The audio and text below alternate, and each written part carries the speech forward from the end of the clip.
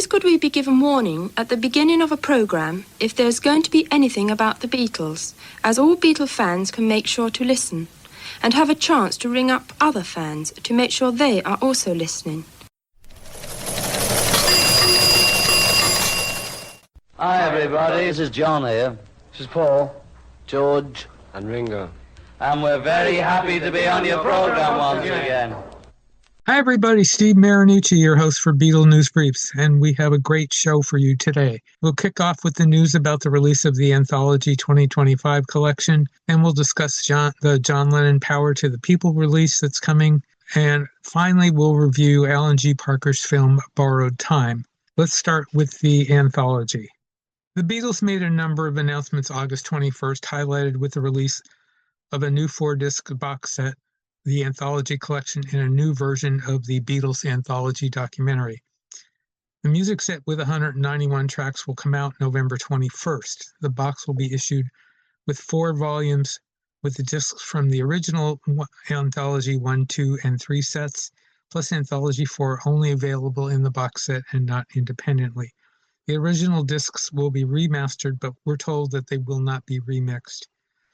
The 4th disc with 36 tracks will feature new mixes of Free as a Bird and Real Love by original producer Jeff Lynne using demixed John Lennon vocals. Will also feature 13 previously unreleased demos, recording session tracks, and other recordings, plus tracks from previously released deluxe sets and digital releases. The original Anthology discs contain the original sleeve notes, while disc 4 includes track notes by Kevin Howlett and an introduction from 1996 interviews with the Beatles' close friend Derek Taylor. A special edition on sale only at the Beatles store adds 4 12-inch band photo art cards. The list of previously unreleased tracks on discs 4, not including the remixes of Free as a Bird and Real Love, are Tell Me Why takes 4 and 5, If I Fell take 11, Matchbox take 1, Every Little Thing take 6 and 7, I Need You take 1, I've Just Seen a Face take 3, In My Life take 1, Nowhere Man first version take 2, Baby You're a Rich Man takes 11 and 12, All You Need Is Love rehearsal for the BBC broadcast, The Fool on the Hill take 5 instrumental, I Am the Walrus take 19 strings, brass and clarinet overdub, and Hey Bulldog take 4 instrumental. The new Beatles Anthology documentary series, now expanded from 8 parts to 9, will be shown exclusively on Disney Plus starting November 26th. Episode 9 will feature unseen footage of Paul McCartney, George Harrison, and Ringo Starr discussing their life as Beatles and at work in 1994 and 95 on the Anthology series. To go along with this Anthology package, the original Beatles Anthology book was previously announced as being reissued in paperback on October 14th. The book has the same number of pages as the original edition.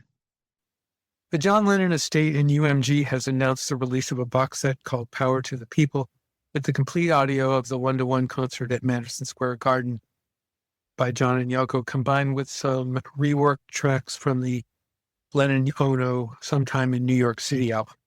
The Super Deluxe Edition box set, 9 CDs, 3 Blu-rays, a book, and assorted replicas and posters will hit bookshelves on October 10th and list at $239.98. The full set includes CDs with the full afternoon and evening shows and a hybrid disc with the best from both shows.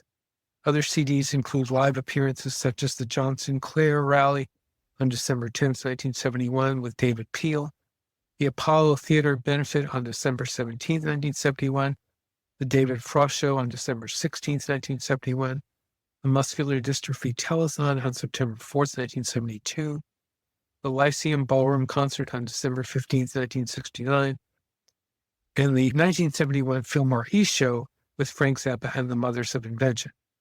And I should also mention the Lyceum Ballroom Show features George Harrison.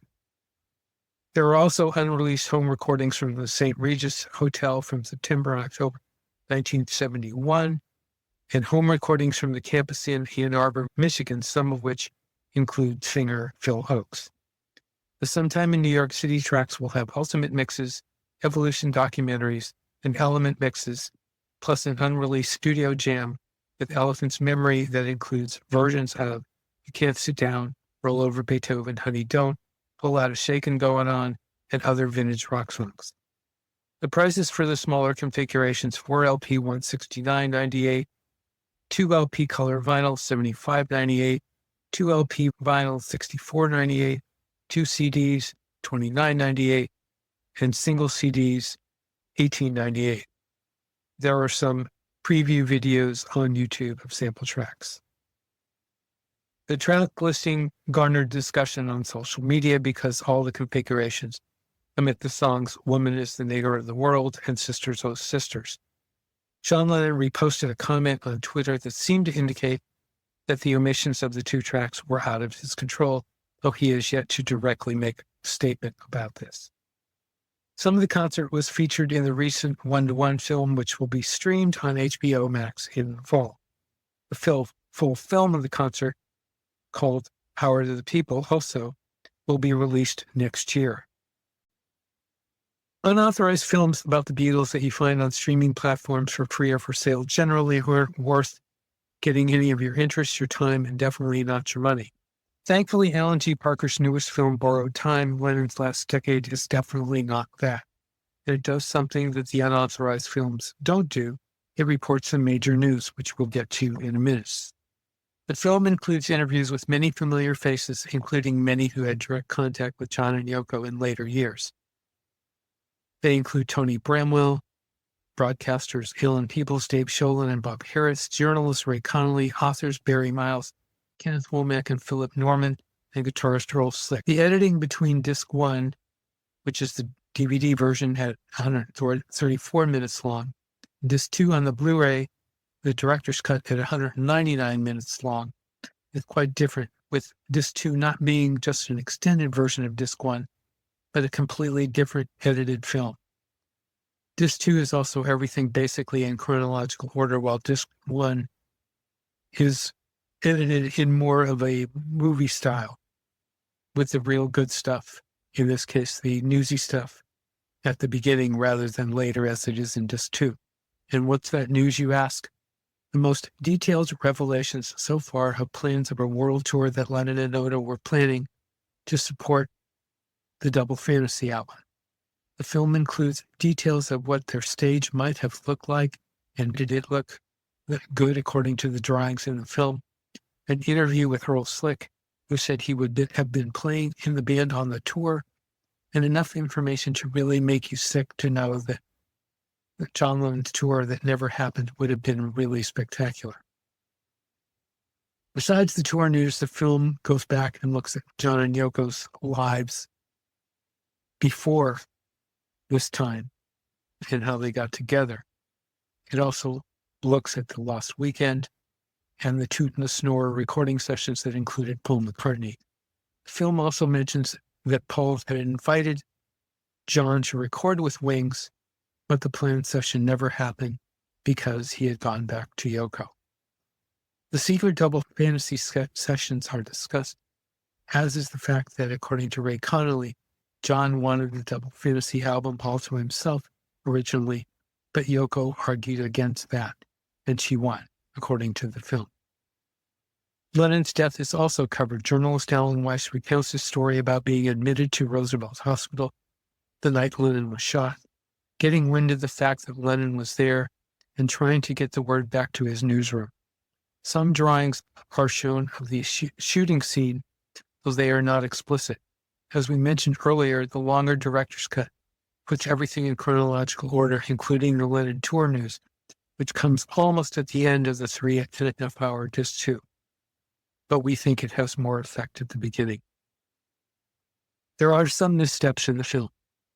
Filmmaker Parker includes reactions by the other Beatles to John's death, but the segments go on far too long. He also, early in the film, uses gunshots to illustrate the tragedy of Lennon's murder, but we don't believe that was really necessary.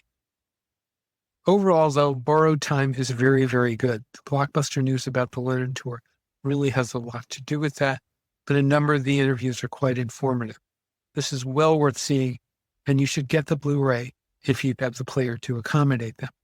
DVDs and Blu-rays in other regions besides the United States are not always playable on American equipment. In this particular case, however, we ordered the Blu-ray from Amazon.co.uk, which gave us a Region 2 Blu-ray, and we were able to play it just fine in our PlayStation 5 Blu-ray. We suggest trying that and make sure you can return it if it doesn't work. We took a chance and we had no problems. And that's all for today. Thanks very much for listening. Be sure to subscribe to our podcast and give us a great review, please. We would really, really appreciate it. Until next time, this is your host, Steve Marinucci, saying, Be seeing you.